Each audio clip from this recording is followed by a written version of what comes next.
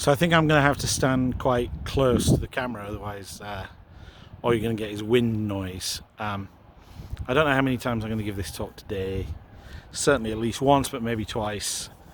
And what I'm going to talk about is commitment and consistency. We've moved in the book from the chapters where we talk about good, helpful ways of seeing projects onto possibly unhelpful ways of seeing projects. And one thing that I realized is that when you make that move from helpful ways of seeing projects to unhelpful ways of seeing projects, you have to explain why people might be tempted to see projects in unhelpful ways, because obviously helpful ways of seeing projects, I'm encouraging those, I'm pushing those, and they're kind of ways of seeing projects that aren't that common, whereas unhelpful ways of seeing projects, the ones that I talk about, are extremely common. And so commitment and consistency, or keeping a promise, this idea of projects as keeping a promise, why is that so common and why is that so tempting? Well, I think part of the reason is that this has traditionally been the way that projects have worked. So if people aren't that experienced with managing projects, then this will be possibly what they've heard of and what they understand to be the way that projects work. So in software development, this is often called waterfall, the idea that you agree a project by making a list of what the requirements are, and then the way the project is delivered is by delivering those requirements. So if people don't have a lot of experience of software development, that may be their only understanding of how software gets delivered and how software projects get managed, because they don't really have any experience of Agile at all. So that's kind of one reason. Another reason is that commitment and consistency and the idea of keeping promises is a very strong and powerful human drive. We all want to keep our word, and we all want to honour our commitments. We certainly want to be seen to keep our word and be seen to honour our commitments, because people who don't keep their word and don't honour their commitments are either bad or mad. And so there is this kind of powerful human urge. But one of the ironies of that, and this is something that I got from reading a book called Influence by a chap called Robert Cialdini.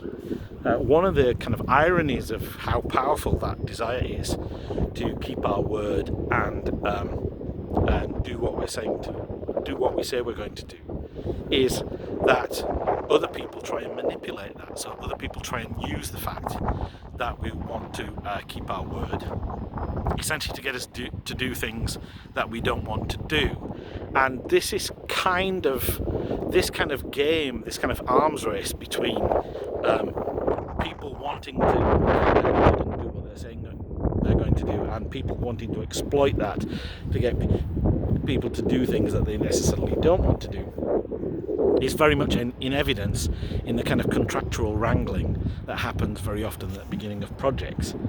So, but my experience is that even though there is this kind of idea with Agile that kind of scope should vary, and time and cost can be kept constant, that scope should vary, in almost every project that I've worked on, nothing has really kind of got going until there's been some kind of commitment made. And that commitment is almost always, but all three of scope, time and cost.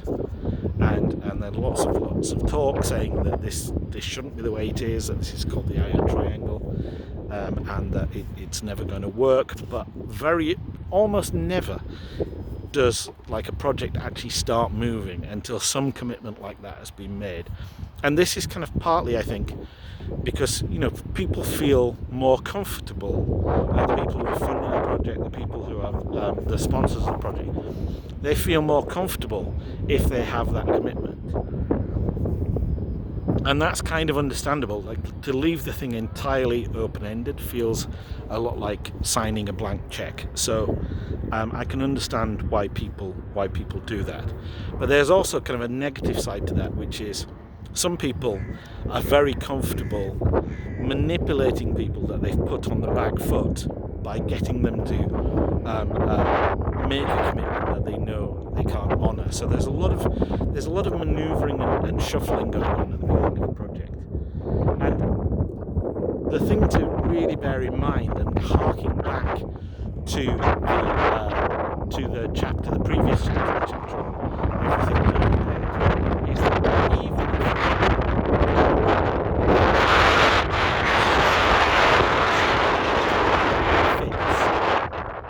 the risks aren't fixed. The risks are still the risks that we talked about when we were talking about bets, and we were talking about bounded rationality. We were talking about the fact that sooner or later, for anything to get started, you have to kind of say, you know what, that's enough looking at the risks and trying to understand what the instances. We have to actually start.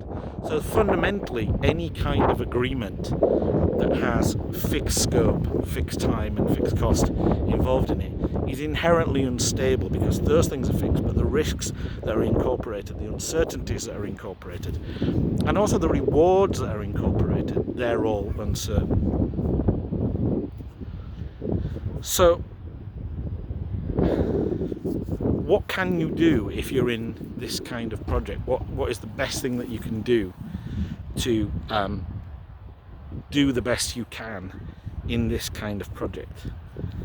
Well, the answer really is not to not commit. And unfortunately, I would love to say in the kind of absolutist way that people often talk about project management, never commit to a fixed scope, fixed time, fixed cost project.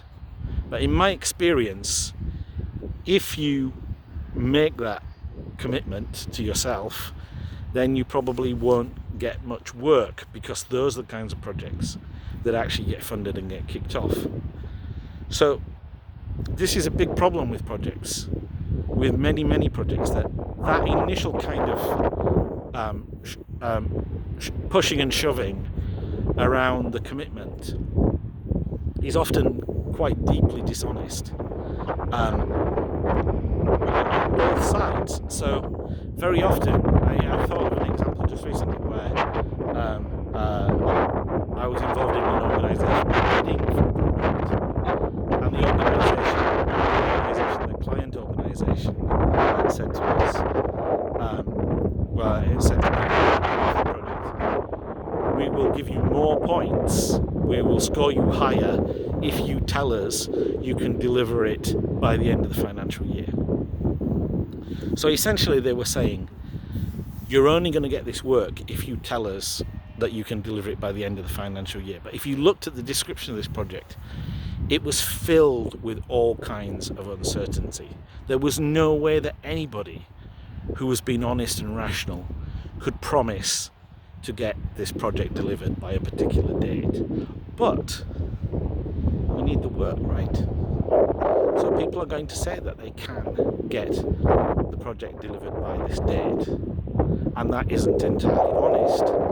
But the people who've asked for this project to be delivered by a certain date, are they being entirely honest? Do they really think that this project can be delivered by a certain date? Or are they just manipulating the process so that essentially everybody involved in that initial commitment is being inconsistent? They're imagining that there will have to be some kind of renegotiation. And this is that is where you're going to be with so many projects that you're on, that kind of a commitment has been made and nobody is really being completely honest about what the costs are, about what the risks are. The time scale is kind of completely unfeasible. One project that I worked on recently, which is a big reworking of an existing system. The first deadline that was talked about was 8 months after start of the project, after a start of a greenfield project, which was completely impossible. Nobody could have done it in that time frame, and eventually the realistic time frame was 18 months, not 8 months, and it was just to deliver the apps that I'm wondering if any of this is going to get through with the wind whistling around the microphone anyway. So what can you do in this situation? Well, what you can do is once you're in the project, you can commit to, once you're in the project, you can commit to some things. The things that we talked about in the chapters, in the earlier chapters, like the pirate ship, you can commit to identifying the pirate ship. So when you spot difficulties when you're inside the project, you can commit to calling those out and commit to negotiating, not giving in.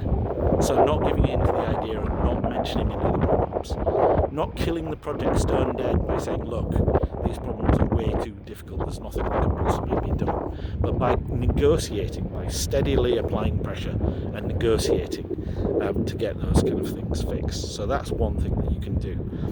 The other thing that you can do is you can commit to all of the good stuff that we talked about when we talked about how to explore the wilderness, how to explore this difficult space that you find yourself in. So you can commit to doing user research, you can commit to actually find out what possible value this project could deliver, and then you can commit to working software, so delivering things that actually start to deliver value. So if you commit to those things, this is something that I've just kind of realised as I've been talking about this kind of situation over the last few days, that inherently, because of the way that those kinds of commitments get made at the beginning of a project, there's going to be some distrust. There's going to be distrust by the people who paid you to start this project, that you're not going to do what you said you were going to do, and that's perfectly reasonable because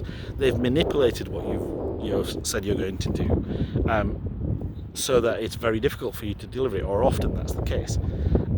There's going to be distrust on your part for exactly the same reasons, and so kind of I was thinking about the whole kind of prisoner's dilemma, the whole kind of game theory, thinking about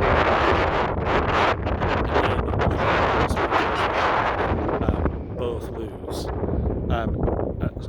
Sorry, I think I'm not entirely reading the game theory. A game in which one person betrays the other, then one person does better than the other. But if both people betray each other, both do worse. And if both don't betray each other, then they do much better. So in the start of a kind of most projects, both sides have kind of betrayed each other. That's kind of the way it's got started, and so one of the things that you're trying to do at the beginning of a project is to build trust. So that kind of initial kind of point in a project is difficult for all sorts of reasons. It's difficult because that's the point where you're going to be discovering the most difficulties, you're going to be discovering the most problems with a project, and also you're going to be delivering the least. You're not in a position that I've talked about a lot when I talk about various ways of kind of escaping the difficult aspects of a project. You're not in a position where you can deliver value early. There is going to be an initial phase where you can't really deliver value, and so that is a very difficult place to be. But the way out of it is those things that I've talked about. So connecting with the users, so understanding what this project's really about, exploring the space that you're in not just by talking to users, by talking to stakeholders, communicating through show and tell, so that you've got established the